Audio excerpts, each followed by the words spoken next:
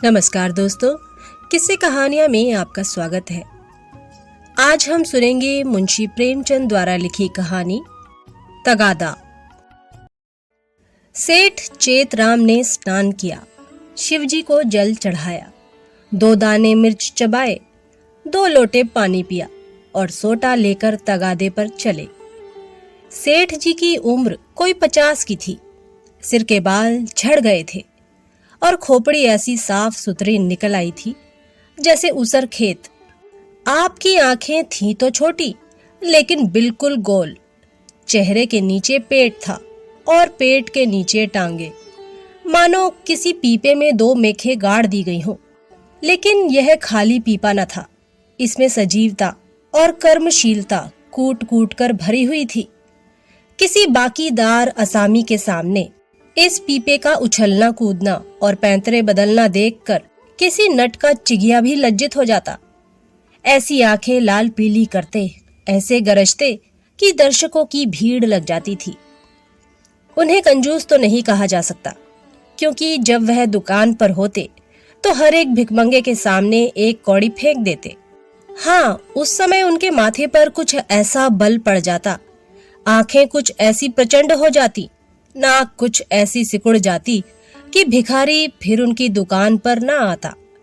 लहने का बाप तगादा है, इस सिद्धांत के वह अनन्य भक्त थे। जलपान करने के बाद संध्या तक वह बराबर तगादा करते रहते थे। इसमें एक तो घर का भोजन बचता था, दूसरे असामियों के माथे दूध, पूरी, मिठाई आदि पदार्थ खाने को मिल जाते थे। एक वक्त का भोजन बच जाना कोई साधारण बात नहीं है। एक भोजन का 1 आना भी रख ले तो केवल इसी मद में उन्होंने अपने 30 वर्षों के महाजनी जीवन में कोई 800 रुपए बचा लिए थे। फिर लौटते समय दूसरी बेला के लिए भी दूध, दही, तेल, तरकारी, उपले, ईंधन मिल जाते थे। बहुधा संध्या का भोजन भी न करना पड़ता था, इसलिए तगादे से ना चूकते थे। आसमान फटा पड़ता हो, आग बरस रही हो, आंधी आती हो, पर सेठ जी प्रकृति के अटल नियम की भांति तगादे पर जरूर निकल जाते। सेठानी ने पूछा, भोजन? सेठ जी ने गरज कर कहा, नहीं। सांझ का? आने पर देखी जाएगी। सेठ जी के एक किसान पर 5 रुपए आते थे।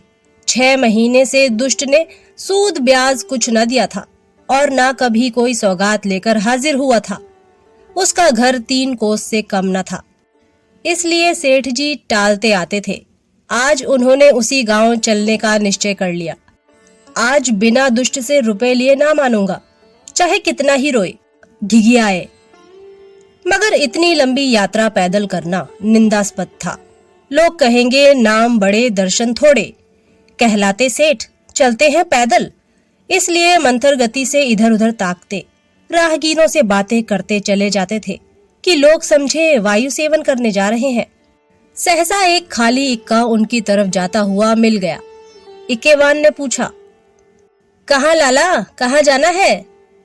सेठ जी ने कहा, जाना तो कहीं नहीं है, 2 परक तो और है, लेकिन लाओ बैठ जाए। इक्के वाले ने चुभती हुई आंखों से सेठ जी को देखा। सेठ जी ने भी अपनी लाल आंखों से उसे घूरा। दोनों समझ गए, आज लोहे के चने चबाने पड़ेंगे। इक्का चला।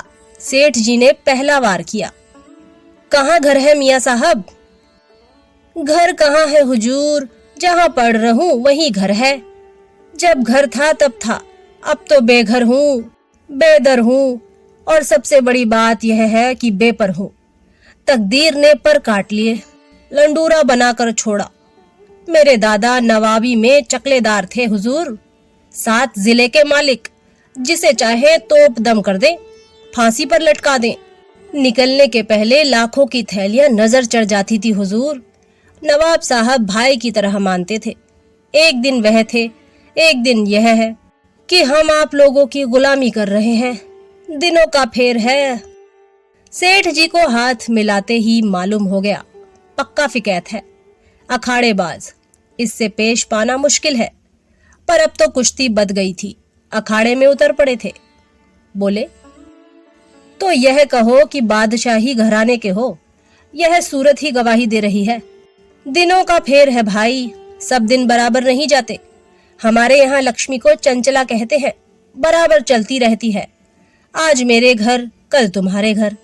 तुम्हारे दादा ने रुपए तो खूब छोड़े होंगे। इक्के वाला बोला, अरे सेठ, उस दौलत का कोई हिसाब न था। ना जाने कितने तहखाने भरे हुए थे, बोरों में सोने चांदी के डले रखे हुए थे, जवाहिरात टोकरियों में भरे पड़े थे। एक एक पत्थर 50-50 लाख का। चमक दमक ऐसी थी कि चिराग मात। मगर तकदीर भी तो कोई चीज है। इधर दादा का 40वां हुआ, उधर नवाबी बुर्द हुई। सारा खजाना लुट गया। छकड़ों पर लाद लाद कर लोग जवाहिरात ले गए। फिर भी घर में इतना बच रहा था कि अब्बा जान ने जिंदगी भर ऐश किया। ऐसा ऐश किया कि क्या कोई भकुआ करेगा। 16 कहारों के सुखपाल पर निकलते थे, आगे पीछे चौबदार दौड़ते चलते थे। फिर भी मेरे गुजर भर को उन्होंने बहुत छोड़ा। अगर हिसाब किताब से रहता तो आज भला आदमी होता, लेकिन रईस का बेटा रईस ही तो होगा। एक बोतल चढ़ाकर बिस्तर से उठता था, रात रात भर मुजरे होते रहते थे। क्या जानता था एक दिन यह ठोकरें खानी पड़ेंगी। सेठ जी बोले, अल्लाह मियाँ का शुक्र करो भाई कि ईमानदारी से अपने बाल बच्चों की परवरिश तो करते हो, नहीं तो हमारे तुम्हारे कितने ही भाई रात दिन कुकर्म करते रहते हैं, फिर भी दाने दाने को मोहताज रहते हैं। ईमान की सलामती चाहिए, नहीं दिन तो सभी के कट जाते हैं। दूध रोटी खाकर कटे तो क्या, सूखे चने चबाकर कटे तो क्या, बड़ी बात तो ईमान है। मुझे तो तुम्हारी सूरत देखते ही मालूम हो गया था कि नीयत के साफ सच्चे आदमी हो। बेईमानों की तो सूरत ही से फटकार बरसती है। इक्के वाला बोला, सेठ जी आपने ठीक कहा कि ईमान सलामत रहे तो सब कुछ है। आप लोगों से 4 पैसे मिल जाते हैं, वही बाल बच्चों को खिला पिलाकर पड़ रहता हूँ। हुजूर, और इक्के वालों को देखिए तो कोई किसी मर्ज में मुब्तला है, कोई किसी मर्ज में। मैंने तौबा बोला, ऐसा काम ही क्यों करे कि मुसीबत में फंसे। बड़ा कुनबा है हुजूर, माँ है, बच्चे हैं, कई बेवाएं हैं और कमाई यही इक्का है। फिर भी अल्लाह मियाँ किसी तरह निभाए जाते हैं। सेठ जी बोले, वह बड़ा कारसाज है खान साहब, तुम्हारी कमाई में हमेशा बरकत होगी। इक्के वाला बोला, आप लोगों की मेहरबानी चाहिए। सेठ जी ने कहा, भगवान की मेहरबानी चाहिए। तुमसे खूब भेंट हुई। मैं इक्के वालों से बहुत घबराता हूँ, लेकिन अब मालूम हुआ अच्छे बुरे सभी जगह होते हैं। तुम्हारे जैसा सच्चा दीनदार आदमी मैंने नहीं देखा। कैसी साफ तबीयत पाई है तुमने कि वाह। सेठ जी की ये लच्छेदार बातें सुनकर इक्के वाला समझ गया कि यह महाशय परले सिरे के बैठकबाज है। यह सिर्फ मेरी तारीफ करके मुझे चकमा देना चाहते हैं। अब और किसी पहलू से अपना मतलब निकालना चाहिए। इनकी दया से तो कुछ ले मरना मुश्किल, शायद इनसे भय से कुछ ले मरूं। बोला, मगर लाला यह ना समझिए कि मैं जितना सीधा और नेक नजर आता हूँ उतना सीधा और नेक हूँ भी। नेकों के साथ नेक हूँ, लेकिन बुरों के साथ पक्का बदमाश हूँ। यूं कहिए आपकी जूतियां सीधी कर दूं, लेकिन किराए के मामले में किसी के साथ रियायत नहीं करता। रियायत करूं तो खाऊं क्या। सेठ जी ने समझा था इक्के वाले को हत्थे पर चढ़ा लिया, अब यात्रा निर्विघ्न और निशुल्क समाप्त हो जाएगी। लेकिन यह आलाप सुना तो कान खड़े हुए। बोले, भाई रुपए पैसे के मामले में मैं भी किसी से रियायत नहीं करता, लेकिन कभी कभी जब यार दोस्तों का मामला आ पड़ता है तो झक मारकर दबना ही पड़ता है। तुम्हें भी कभी कभी बल खाना ही पड़ता होगा। दोस्तों से बेमुरौवती तो नहीं की जाती। इक्के वाले ने रूखेपन से कहा, मैं किसी के साथ मुरौवत नहीं करता। मुरौवत का सबक तो उस्ताद ने पढ़ाया ही नहीं। एक ही चंचूल हूँ, मजाल क्या कि कोई 1 पैसा दबा ले। घरवाली तक को तो मैं 1 पैसा देता नहीं, दूसरों की तो बात ही क्या है। और इक्के वाले अपने महाजन की खुशामद करते हैं, उसके दरवाजे पर खड़े रहते हैं। यहाँ महाजनों को भी धता बताता हूँ, सब मेरे नाम को रोते हैं। रुपए लिए और साफ डकार गया। देखे अब कैसे वसूल करते हो बच्चा, नालिश करो, घर में क्या धरा है जो ले लोगे।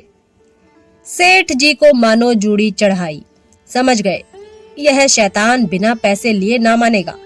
जानते कि यह विपत्ति गले पड़ेगी तो भूल कर भी इक्के पर पांव न रखते।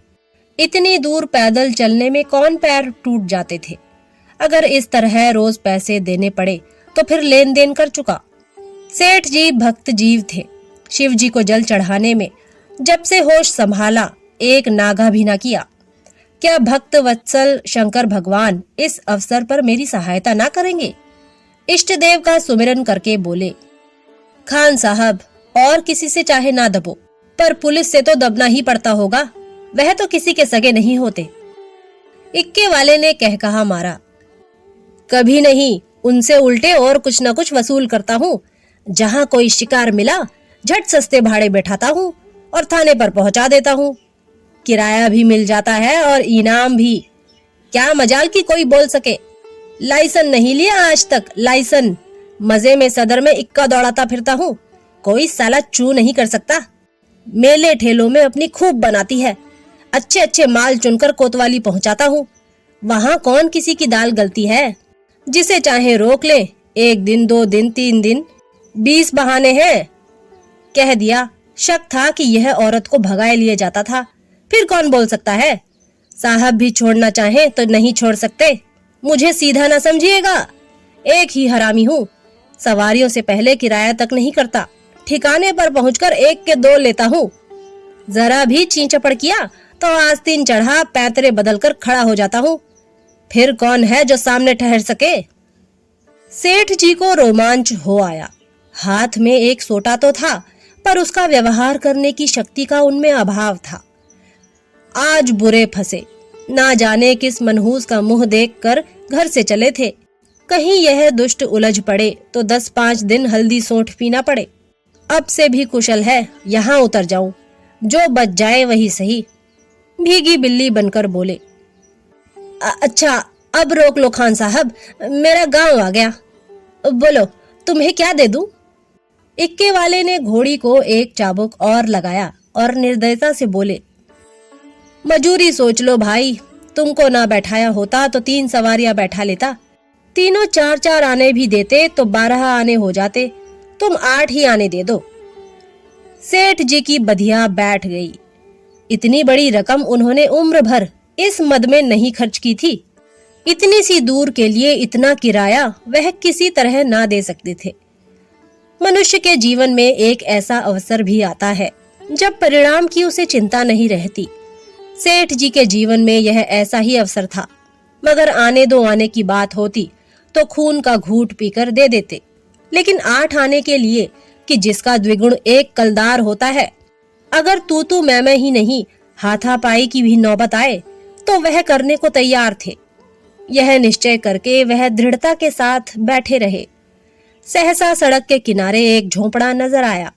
इक्का रुक गया। सेठ जी उतर पड़े और कमर से एक दुअन्नी निकालकर इक्केवान की ओर बढ़ाई। इक्केवान ने सेठ जी के तेवर देखे तो समझ गया ताव बिगड़ गया। चाशनी कड़ी होकर कठोर हो गई। अब यह दांतों से लड़ेगी, इसे चुबुल कर ही मिठास का आनंद लिया जा सकता है। नम्रता से बोले, मेरी ओर से इसकी रेवड़ियां लेकर बाल बच्चों को खिला दीजिएगा, अल्लाह आपको सलामत रखे। सेठ जी ने एक आना और निकाला और बोले, बस अब जबान न हिलाना, 1 कौड़े भी बेसी न दूंगा। इक्के वाला बोला, नहीं मालिक, आप ही ऐसा कहेंगे तो हम गरीबों के बाल बच्चे कहाँ से पलेंगे। हम लोग भी आदमी पहचानते हैं हुजूर। इतने में झोपड़ी में से एक स्त्री गुलाबी साड़ी पहने पान चबाती हुई निकल आई और बोली, आज बड़ी देर लगाई। यकायक सेठ जी को देखकर, अच्छा आज लाला जी तुम्हारे इक्के पर थे, फिर आज तुम्हारा मिजाज काहे को मिलेगा। एक चेहरे शाही तो मिली ही होगी, इधर बढ़ा दो सीधे से।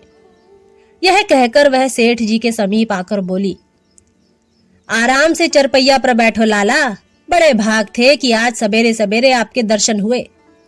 उसके वस्त्र मंद मंद महक रहे थे। सेठ जी का दिमाग ताजा हो गया। उसकी ओर कनखियों से देखा। औरत चंचल, बाकी कटीली, तेज तर्रार थी। सेठानी जी की मूर्ति आंखों के सामने आ गई। भद्दी, थलथल, पिलपिल, पैरों में बेवाई फटी हुई, कपड़ों से दुर्गंध उड़ती हुई। सेठ जी नाम मात्र को भी रसिक न थे, पर इस समय आंखों से हार गए। आंखों को उधर से हटाने की चेष्टा करके चारपाई पर बैठ गए। अभी कोस भर की मंजिल बाकी है, इसका ख्याल ही न रहा। स्त्री एक छोटी सी पंखिया उठा लाई और सेठ जी को झलने लगी।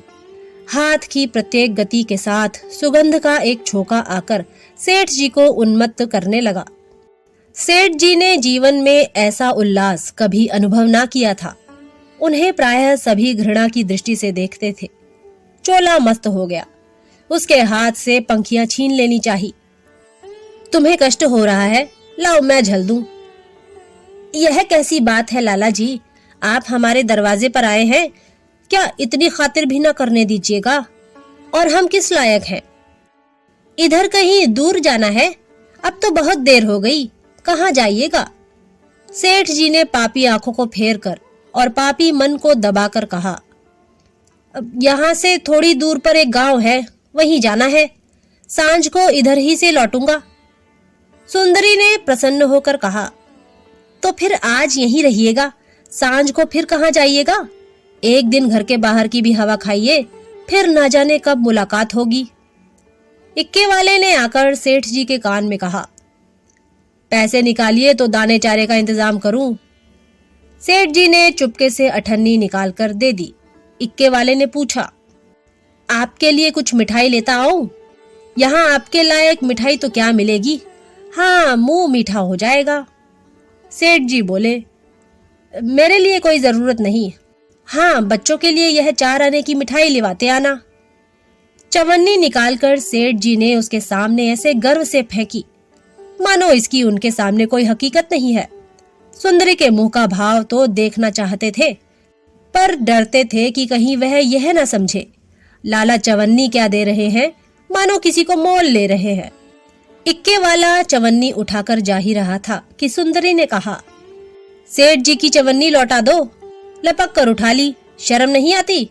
यह मुझसे रुपया ले लो, 8 आने की ताजी मिठाई बनवा कर लाओ। उसने रुपया निकाल कर फेंका। सेठ जी मारे लाज के गड़ गए। एक इक्केवान की भटियारिन, जिसकी टके की भी औकात नहीं, इतनी खातिरदारी करे कि उनके लिए पूरा रुपया निकाल कर दे दे, यह भला वह कैसे सह सकते थे? बोले, नहीं नहीं, यह नहीं हो सकता, तुम अपना रुपया रख लो। रसिक आंखों को तृप्त करके बोले, मैं रुपया दिए देता हूं, यह लो, 8 आने की ले लेना। इक्केवान तो उधर मिठाई और दाना चारे की फिक्र में चला। इधर सुंदरी ने सेठ से कहा, वह तो अभी देर में आएगा लाला, तब तक पान तो खाओ। सेठ जी ने इधर उधर ताक कर कहा, यहाँ तो कोई तंबोली नहीं है। सुंदरी उनकी ओर कटाक्षपूर्ण नेत्रों से देखकर बोली, क्या मेरे लगाए पान तंबोली के पानों से भी खराब होंगे? सेठ जी ने लज्जित होकर कहा, नहीं नहीं, यह बात नहीं, तुम मुसलमान हो ना? सुंदरी ने विनोद में आग्रह से कहा, खुदा की कसम, इसी बात पर मैं तुम्हें पान खिलाकर छोड़ूंगी। यह कहकर उसने पान दान से एक बीड़ा निकाला और सेठ जी की तरफ चली।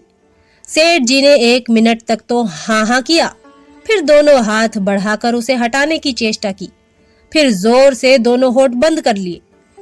पर जब सुंदरी किसी तरह ना मानी तो सेठ जी अपना धर्म लेकर बेतहाशा भागे। सोंटा वहीं चारपाई पर रह गया। 20 कदम पर जाकर आप रुक गए और हाँफ कर बोले, हाँ देखो, इस तरह किसी का धर्म नहीं लिया जाता। हम लोग तुम्हारा छुआ पानी पी ले तो धर्म भ्रष्ट हो जाए। सुंदरी ने फिर दौड़ाया। सेठ जी फिर भागे। इधर 50 वर्ष से उन्हें इस तरह भागने का अवसर न पड़ा था। धोती खिसक कर गिरने लगी, मगर इतना अवकाश न था कि धोती बांध ले। बेचारे धर्म को कंधों पर रखे दौड़े चले जाते थे। ना मालूम कब कमर से रुपयों का बटुआ खिसक पड़ा। जब एक 50 कदम पर फिर रुके और धोती ऊपर उठाई तो बटुआ नदारद। पीछे फिरकर देखा, सुंदरी हाथ में बटुआ लिए उन्हें दिखा रही थी और इशारे से बुला रही थी। मगर सेठ जी को धर्म रुपए से कहीं अधिक प्यारा था। 2-4 कदम चले फिर रुक गए। यकायक धर्म बुद्धि ने डांट बताई, थोड़े रुपए के लिए धर्म छोड़े देते हो? रुपए बहुत मिलेंगे, धर्म कहाँ मिलेगा? यह सोचते हुए वह अपनी राह चले।